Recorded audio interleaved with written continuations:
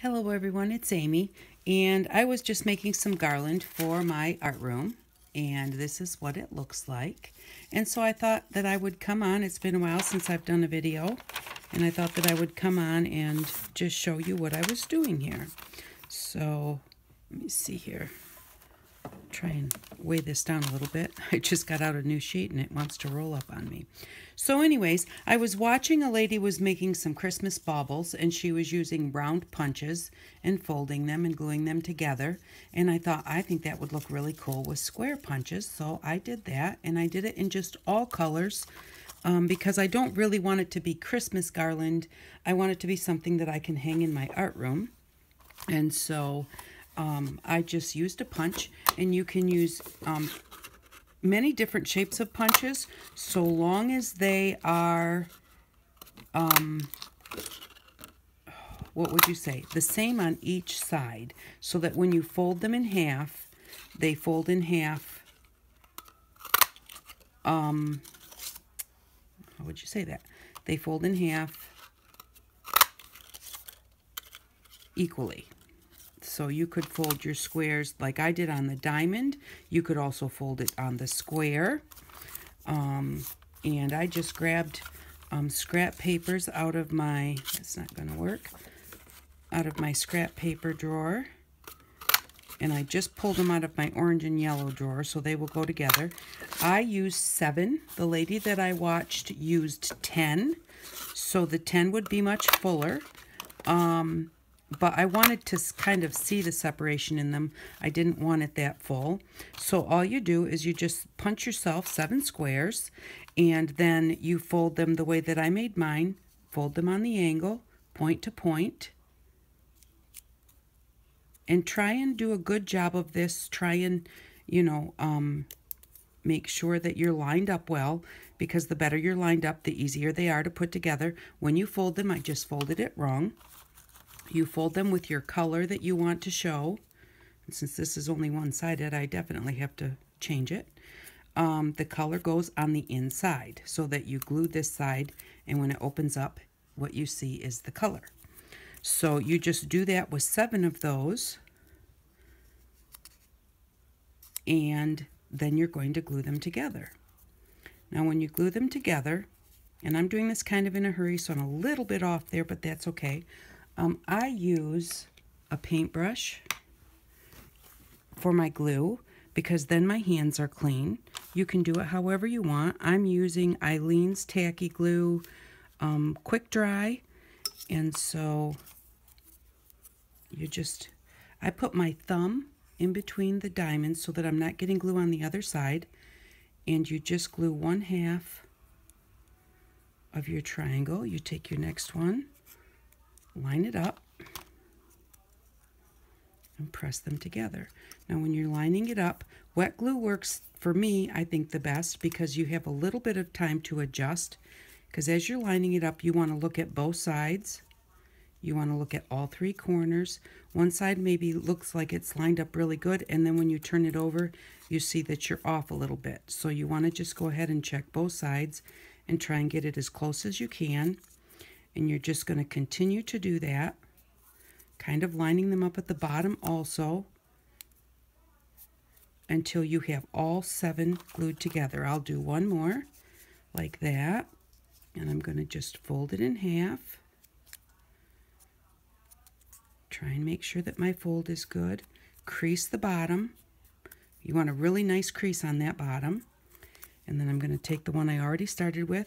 I'm going to put my thumb underneath the one I'm going to paint with glue so that I don't get glue on everything else. You don't want to overdo the glue because you don't want it squishing out all over the place, because you don't want that to show when you're done. Line up your points.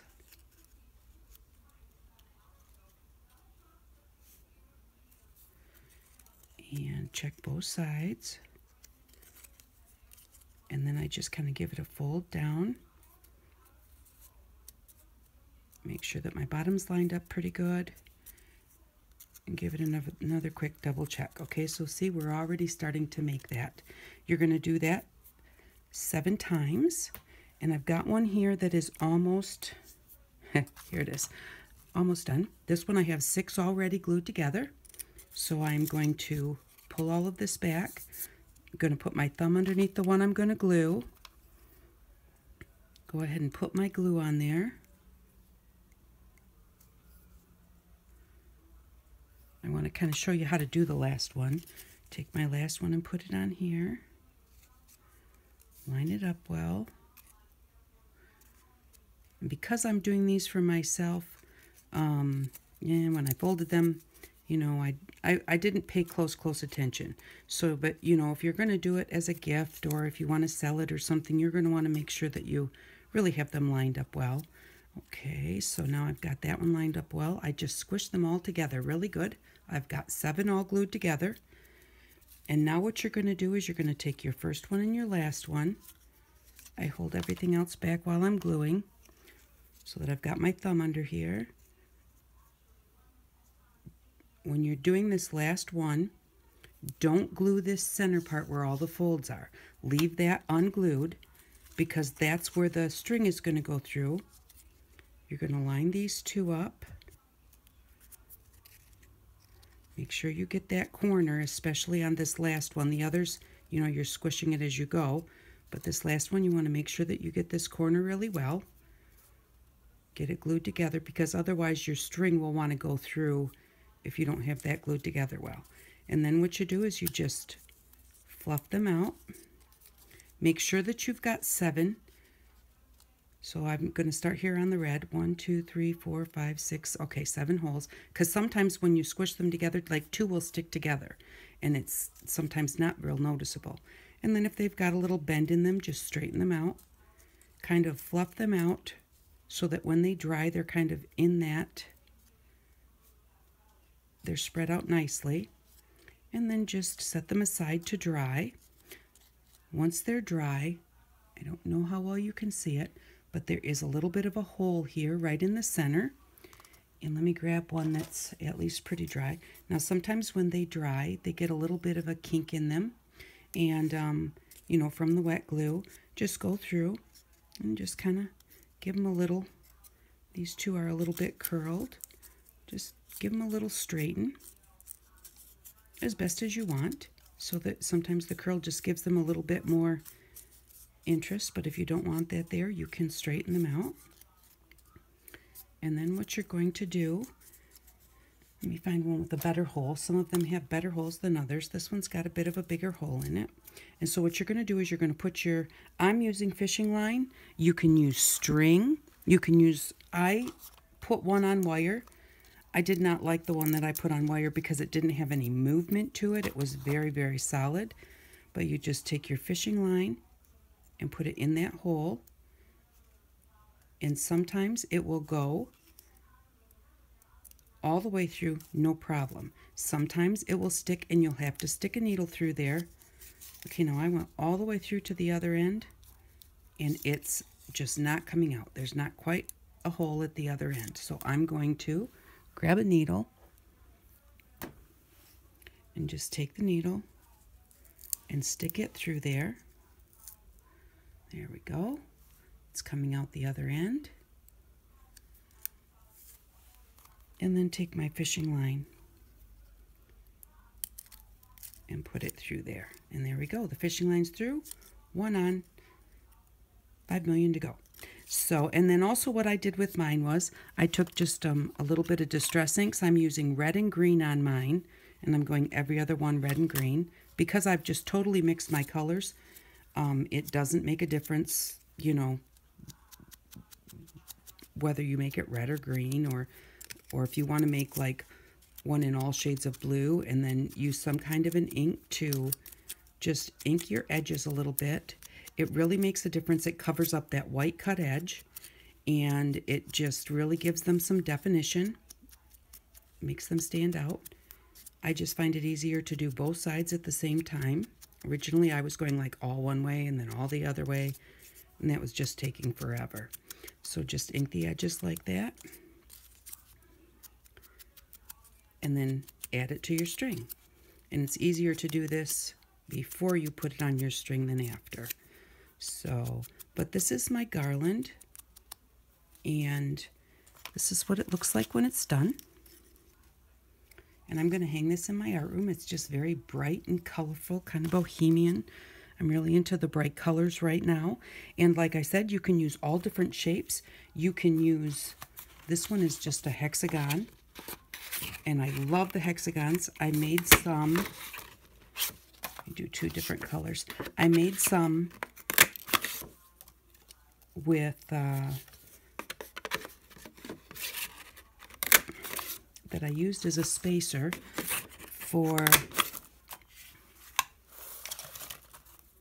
some lights I was making. And so with the hexagon, you can fold it flat to flat.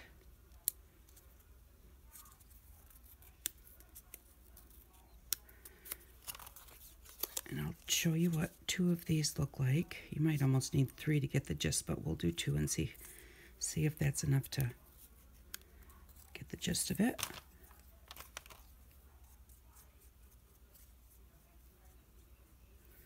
So with the flat to flat, again, line them up nicely. I did these with 7 also.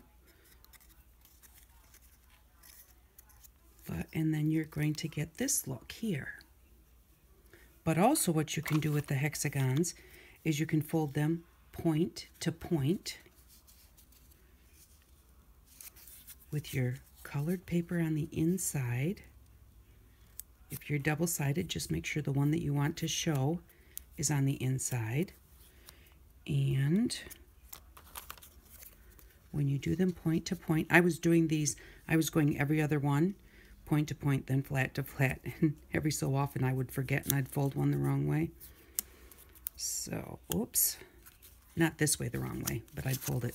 These are supposed to be point to point, and I'd fold it flat to flat. And I'd glue 6 together and go to grab that 7th one, and, well, it wouldn't fit. But that's okay because I was making a lot, so I just saved it for my next batch. So, when you do your hexagons, point to point, then they have a look like this.